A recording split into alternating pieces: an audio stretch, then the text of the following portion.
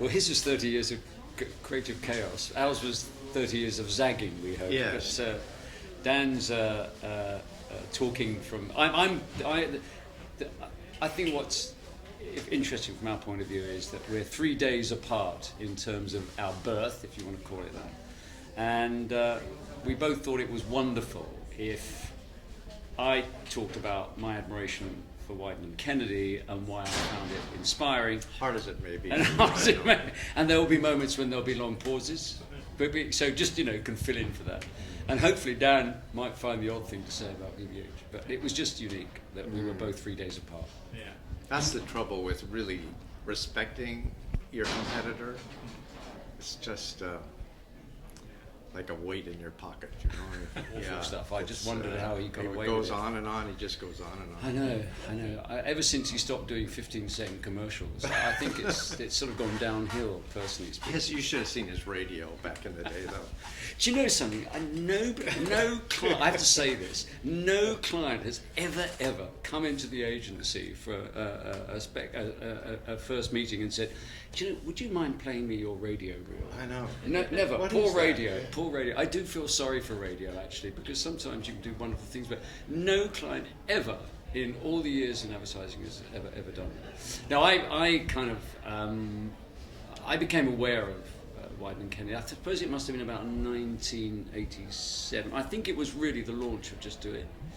And I saw this piece of work, and I just thought, this is so different, so fresh, and it doesn't come from a place we had been coming from. So I was sort of vaguely remembered and heard about Wieden and Kennedy, but I sort of wanted to know more about them. And then I had to get an atlas out and go, where is Portland, Oregon? And I couldn't believe where it was. It was this place, and I thought, does anybody live there? How are they running this brilliant agency out of this place with no one in it? And that's how I began to take notice of it. Well, the minute the young man started taking his clothes off in the laundromat, I went, who in the hell is doing this? It was, and it's one of those things, what you really hate is running into ads you really admire. And so we had a love-hate relationship with this man and his work from the very beginning. I've always said that's a great way of, when somebody says, when do you know something is really good? And you really, really hate it. Bastards. You hate it because you think, that is really so good. Yeah. Why weren't we doing that? Why haven't we done that? And I think that's a great, in a positive sense, obviously. Well, I'm an art director and Dan's a writer, so obviously there is a kind, whatever I say. I'm much more articulate. I'm just letting him go on. Yeah, I just do pictures. Do pictures, and whatever you say, there will be an influence that comes from your background. As Dan reminded me, I would often wander around the agency saying to all the writers, remember, words are a barrier to communication. Just to annoy them, really. Just to see what they'd say. Just to sort of say. Of course, Dan would then probably go around, well, I'll let you two. I was going for Christmas, I was going to get him some finger paints. I think, I'll speak for the agency, but for us, the stew, the creative stew comes from a sense of crisis, really, and complete confusion and being lost and that's when, especially when there's a sense of urgency about it, is when something unusual will pop up, is what we've usually found. So we're far less disciplined than our British friends. We have this belief that when the world zigs, you should zag, always look for the opposite. And I think, I always say to all my creative people, always use the word why. Keep saying why.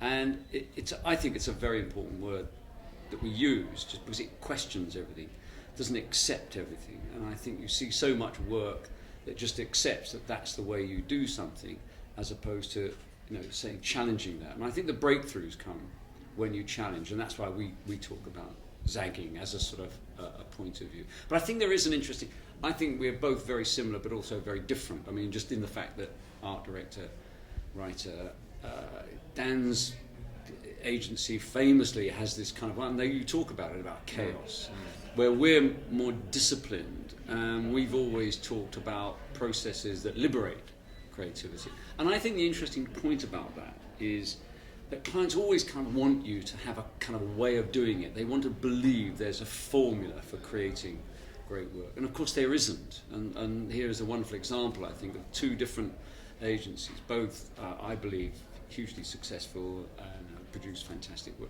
who come at it in completely different ways. And I think that's terrific, that's great. Well, for me, pardon me, you've been talking a lot. Art directors. I know, you've always been waiting.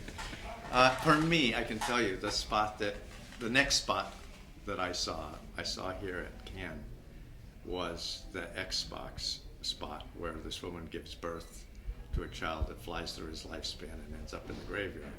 And I was like, how did he do that? How did he think of that? I mean, it was such an iconic message that it was troubling, you know? It was very troubling. It stood in your mind like a monster, you know? And it was not just an amazing graphic, but it was completely one of those things you just can't get out of your head.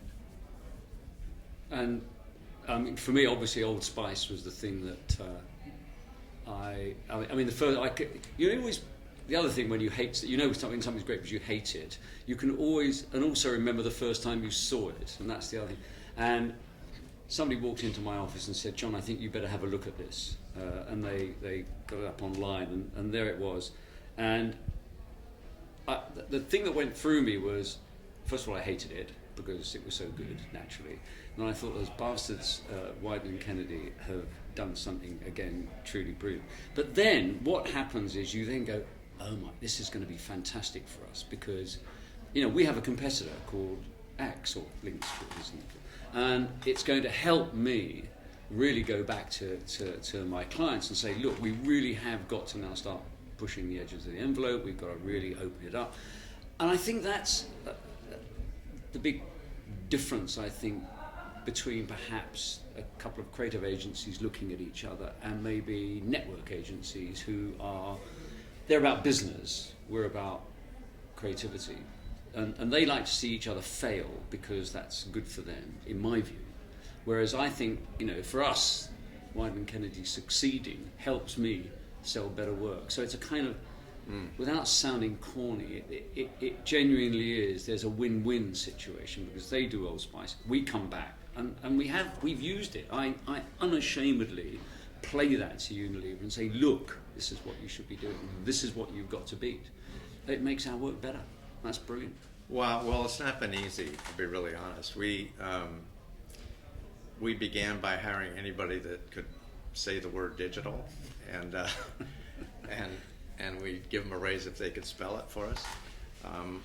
But we hired a bunch of really great kids, but we didn't really know how to integrate them properly, and they were getting pretty frustrated. So it took us quite a while before we got enough people into the place that we started understanding it and making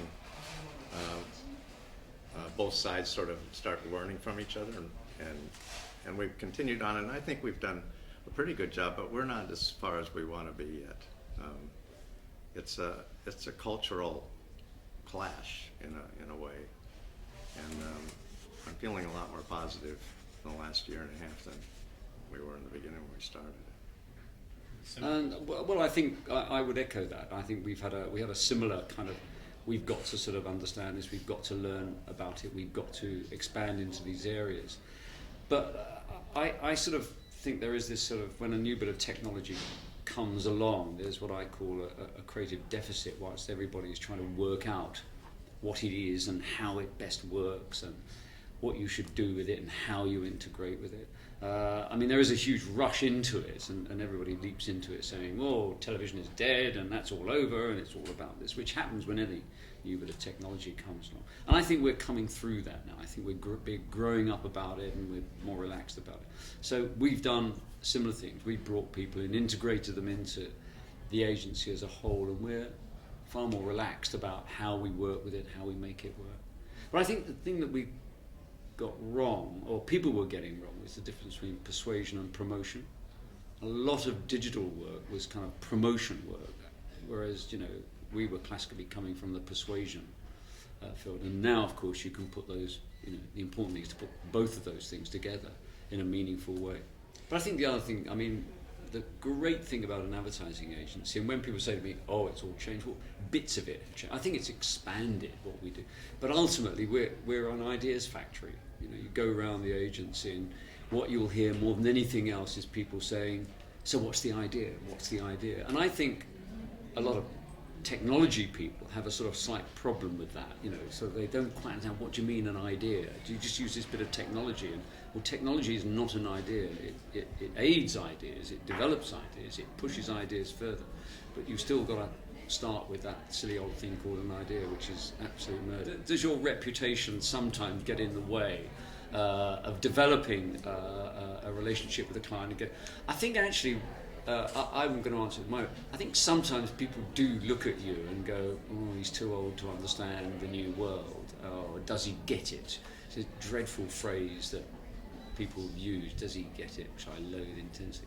But you know, you just have to ride those stupid things, and some people will say that. I mean, I think the value of knowing and understanding and recognizing a great idea is fundamentally important to the success of our industry and our clients, and what they need.